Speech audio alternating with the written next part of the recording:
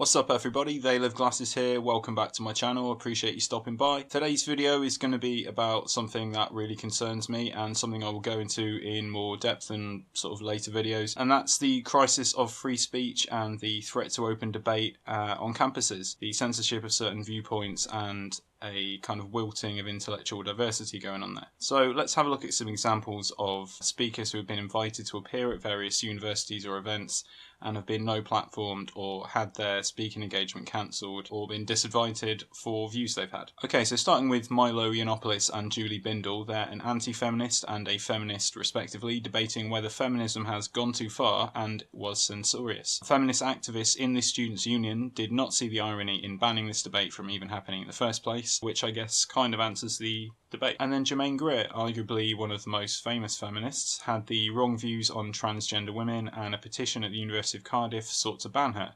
I should note that it was unsuccessful in banning her, but the principle of banning a famous public intellectual based on one opinion they hold on one topic seems to be pretty extreme to me. And then Richard Dawkins, famous atheist intellectual chap, he retweeted a video by a YouTuber called SyeTenAtheist who makes excellent animations. I'll put a link in the description, go check him out, he's incredible. So he retweeted this video which parodied Islam and feminism by highlighting the similarities between the two, of which there are many bizarrely, but I'll get to that another time. So one retweet, not even his original post, and he was banned from a speaking engagement at a skeptic conference for essentially being skeptical of Islam and feminism, both of which are nakedly anti-science. So good skepticism there, skeptics. And then late on last year, Ben Shapiro was banned from a campus where he was booked to give a talk due to apparent safety concerns, which, given he's a small, traditionally conservative Jewish man, I can only imagine was fear of controversy and protests and things seen multiple times on other campuses by this point, rather than Shapiro himself. So you make a joke, post a video, say something the leftist student activists in the student union don't like, and you're done. But do they debate these people or enter into any kind of discussion like grown-ups in a place of learning and intellect and open-mindedness? No, just screaming.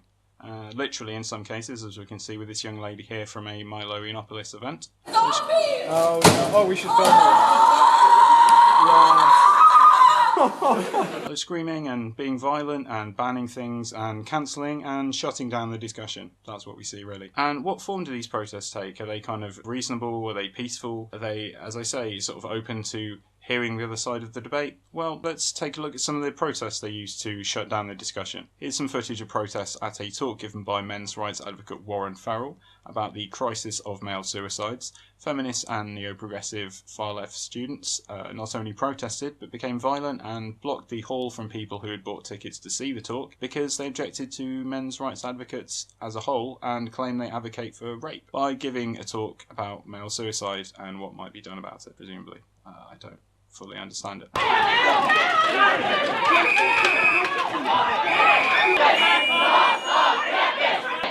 is what men's rights look like! This is what men's rights look like! This is what men's rights look like! This is what men's rights look like! Yeah, you're fucking scum! Fuck you! They're fucking pigs! How do you sleep at night, man? You fuckers! So you believe it's hate speech, right? It is hate speech. I've never heard him before. I don't even know what he's talking about. I've never heard of them before. We invite you to educate I just yourself. so I just wanted to listen to him. Go on Google. I just wanted to see who this guy is and what he's talking about. But now I can't get in. You should be fucking ashamed of yourself. You're fucking scum. You are fucking scum. Fucking rape apologist, incest supporting, woman hating, fucking scum. Is there someone else I can wait? Does she want to follow me?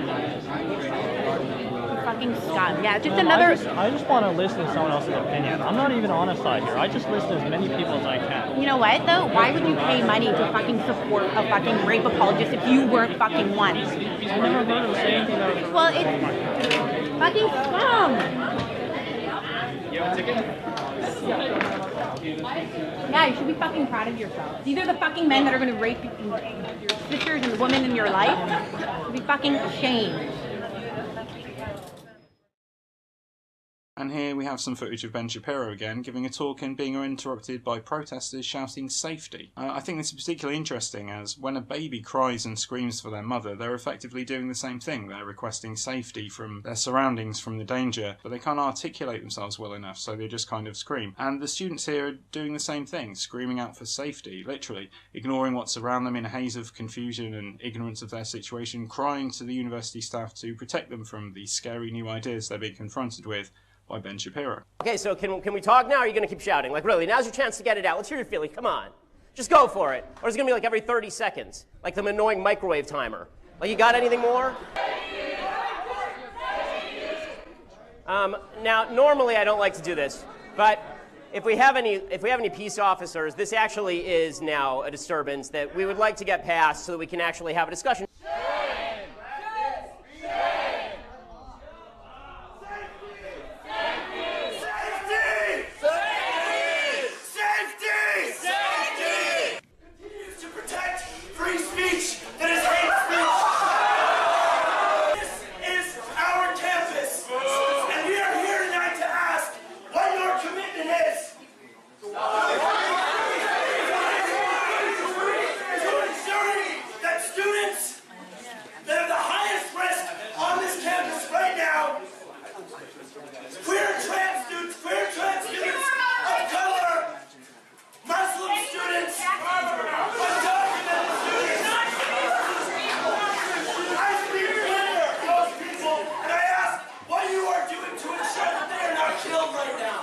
And in this clip from a Canadian news programme, we can see Professor Janice Fiamengo from the University of Ottawa being interrupted by protesters during her talk at the CAFE, the Canadian Association for Equality. Good acronym there.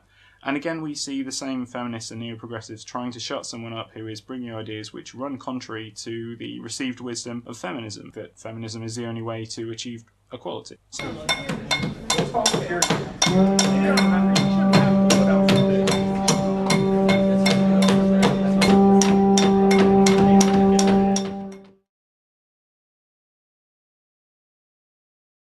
Right now, I'm at the University of Ottawa. This is the place where they shut down Ann Coulter by pulling the fire alarm. Well, our friend Janice Fiamengo experienced a similar problem. She was shut down last Friday. Check it out. Okay, you know, it's the signature of a totalitarian ideology to attempt to quash dissent. So every time you interrupt, you're merely showing your repressive tendencies. You're not showing anything about your virtue. Okay, well, let's forget it. There's no point.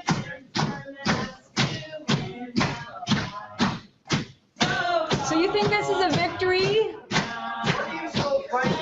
Yeah, why are you so frightened of hearing an opinion different from your own? You're pathetic. Janice Fiamengo joins me now in her office. And Janice, was it just disappointing that this happened yet again? Attempt to have a meaningful discussion shut down at university, or is this just par for the course? Unfortunately, it does seem to be par for the course now. I was disappointed, but I also felt that at least it made my point that I was trying to make at Queen's and at the University of Ottawa, that unfortunately on campus today it isn't possible to discuss a whole range of subjects because there is this very vocal minority of hardcore radical students who don't believe in free speech. So this next example is a clip from a talk given by Milo at DePaul University. As you can see, the security does nothing and they're just allowed to kind of ruin the event for people who've paid to attend the event and wanted to listen. Although I guess you could argue that a Milo event is not complete without some sort of ruckus or protest or kerfuffle. But as you can see, the protesters are not quite what you would call peaceful. I mean, hello, darling. Sir, please. Do you need some help? Sir, please. Do you need some help? Sir, please. We'd like to ask you to please.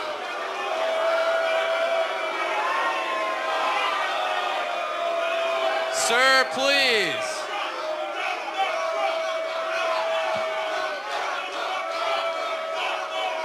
Can we ask you to stop, please? Sir. Sir.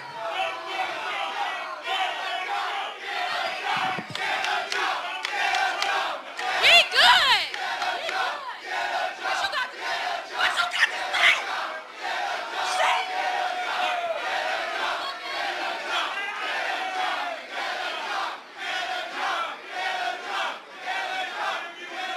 And Milo Yiannopoulos brings me neatly to the last example of him and Martin Skrelli, who gave a talk recently at a kind of campus event, and I think this most recent one indicates the increase in kind of tension and violence of these protests on campuses, something I don't really see slowing down, I guess, now that Trump is in and the progressive, in quotation marks, left are kind of flailing around and kind of lashing out as they lose control of things.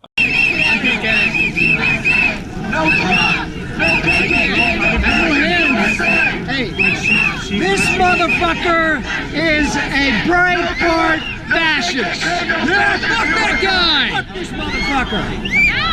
Why? Fuck this! What did I do to you? You're not getting out of my face, asshole! Get out of my face with your camera! You're the one pointing at me. Breitbart fascist KKK motherfucker! Get the fuck... Hey, somebody get this fucker off me! Get out of here! Who are you here with? Who are you here for?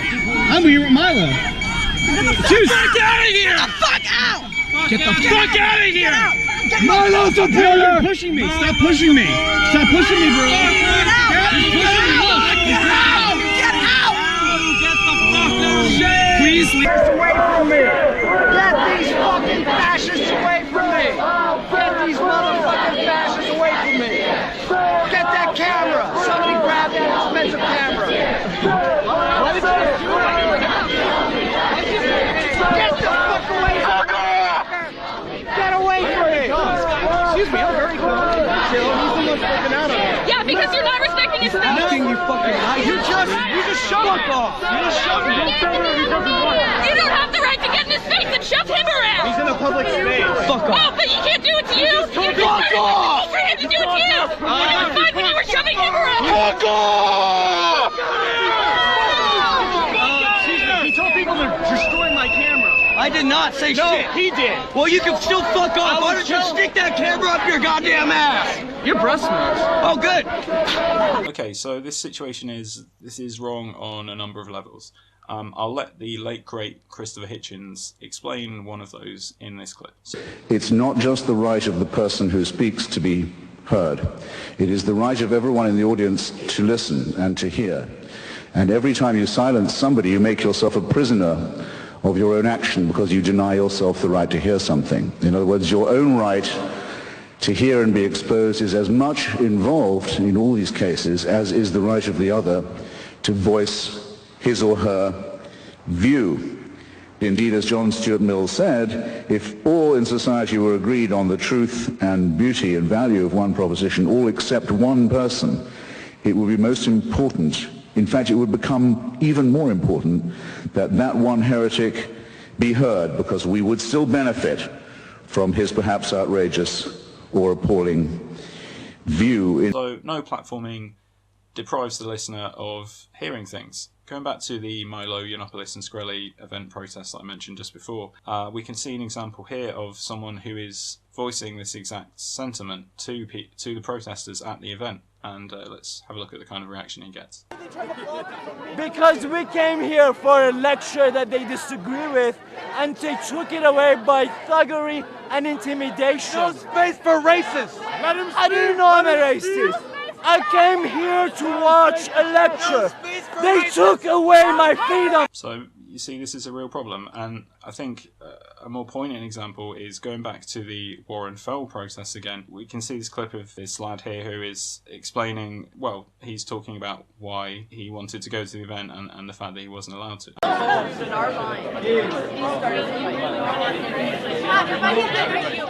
You're doing it really well. Good job. Very frustrated. I was studying all today, and I took time out of my studies to come here. 2 of my friends committed suicide, and I want the peace of understanding why that happened. Wow. When did this happen? It happened about 2 years ago. It was one after the other like that. Did you expect to get some addressing of suicide issue at the talk here? Yes, I did. I think everybody's voice should be heard. I wondered why the security was trying to keep me back, and I think it's for my own safety. And just as a little sidebar, let's have a look at what the feminist answer to this is, what the feminist suggestion is. Why this space to talk about that? Feminism, for example, offers lots of spaces to talk about mental health issues, talk about depression, both in men, women, and people who don't identify within the binary. Of course, it's to listen to feminism, to go along with feminist ideas. How surprising. Anyway, back to that more in later videos, I'm sure.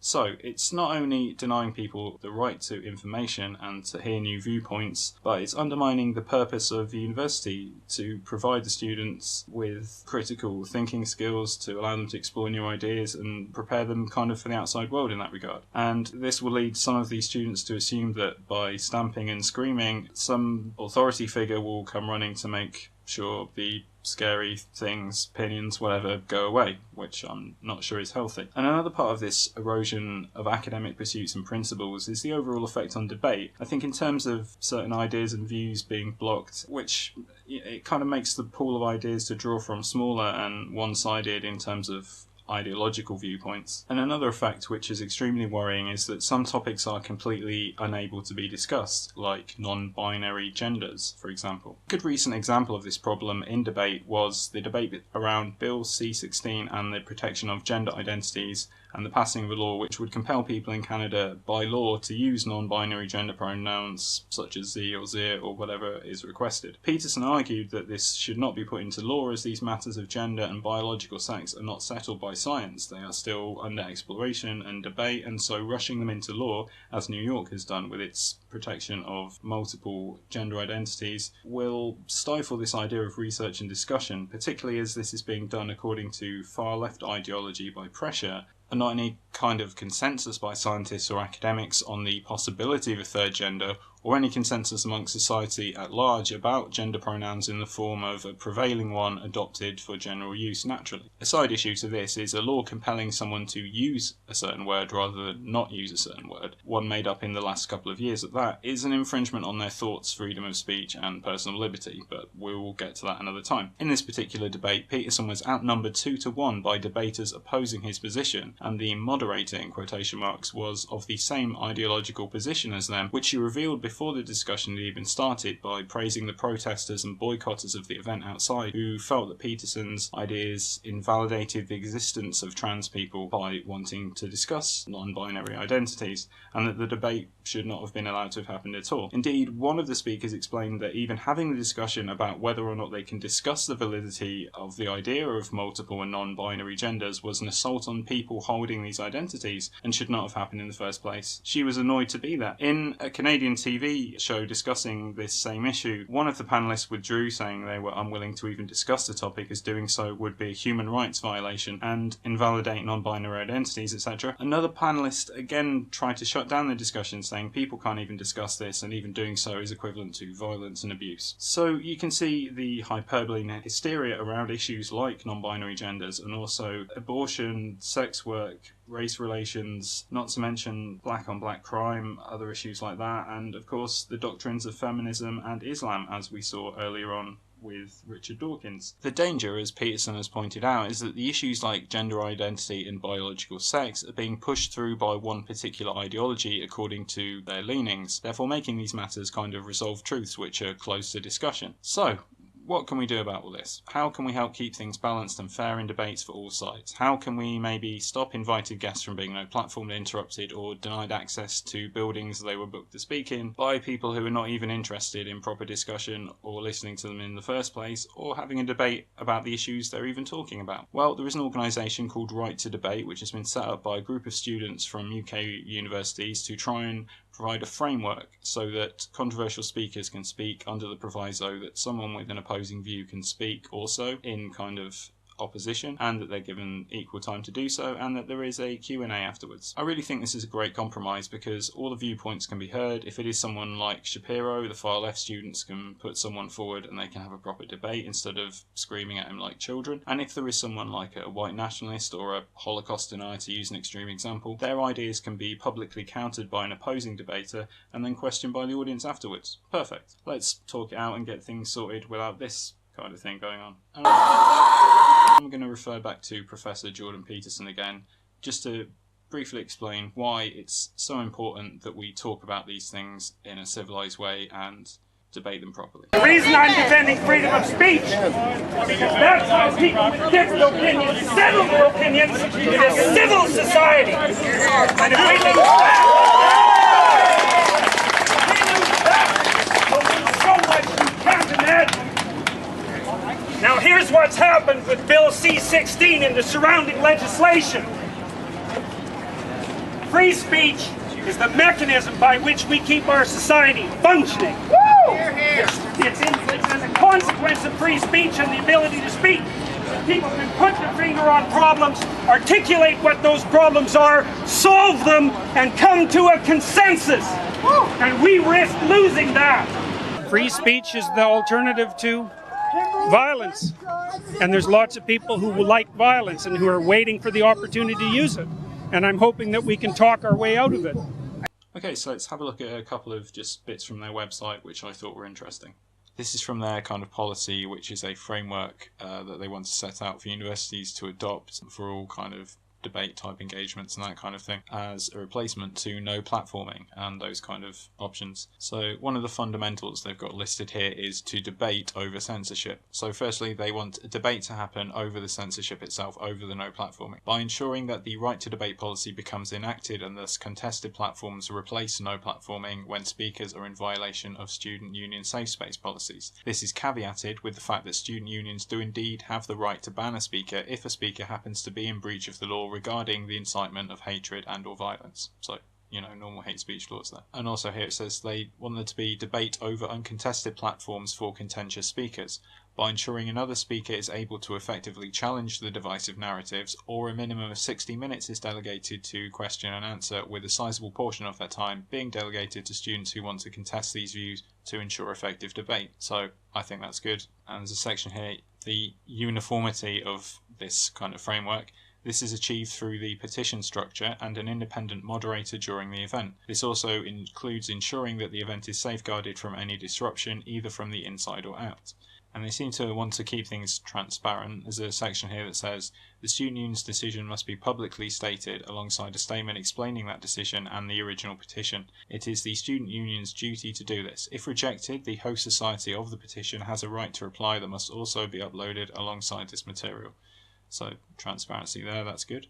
And in a part here outlining a framework for the process of the actual event itself, there's a section here which I think is good, which says causing persistent disruption, damaging property, sabotaging equipment and infringing on the well-being of others will not be tolerated. The student union representative and campus officials have the authority to remove those that they deem to be disruptive. So that would, I think, get rid of some of the problems we saw earlier in this video. And it also says here all events subject to the right to debate petition should be filmed and archived on a publicly accessible university website with relevant permissions obtained. So again, transparency there, keeping a record of everything, and of course there'll be a record of the debates for people to watch who couldn't actually be at the debate, so that's cool too. And in this event format section, it says all events must be chaired and moderated. The chair of the event must be a student union officer and be given a full transcript of the speaker's presentations. The chair can stop the speaker from giving his or her speech if the script does not reflect the tone and content of the presentation, so that's fair. If you're going to debate, you have to keep on topic and talk about the things you agreed to discuss. I think that's fair enough. And it says the chair must ensure speaking times, Q&A periods and all other requirements are observed. So there's a person there to make sure people stick to the time limits and everything's fair and square from that side of things. So I think overall those are some good ideas there to stem this problem at its source, and I'll put links in the description to the site and the petition so you can have a read of that and see what you think. I think this could be a really constructive idea. It's certainly a practical thing people can do towards kind of countering this madness that's going on, and it will open up discussion and topics to discuss and keep things balanced and fair without too much compromise on either side. So hopefully, you know, it should keep everyone happy to a certain extent. So let me know what you think in the comments, or drop me a message on social media or something, and see what you think about their idea. So that's all for now, people. Thanks for listening. Hope you're doing well out there, and I will catch you on the next one.